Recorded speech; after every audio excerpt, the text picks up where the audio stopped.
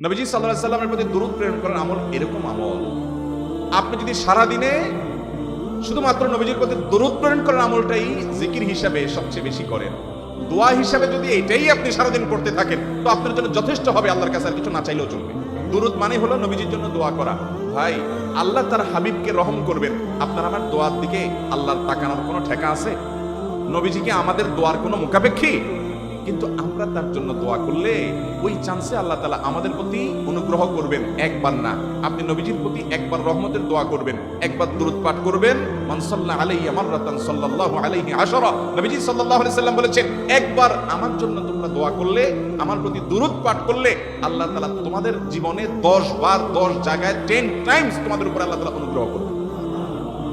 আপনি টেরও পাবেন না কত জায়গায় আল্লাহ অনুগ্রহ করেছেন, আল্লাহ বাঁচাই দিয়েছেন, একটুর জন্য শেষ হয়ে যান নাই। ওই যে দরুদ পড়ছেন, আল্লাহ তাআলা রক্ষা করছে, আপনি খবরও নাই।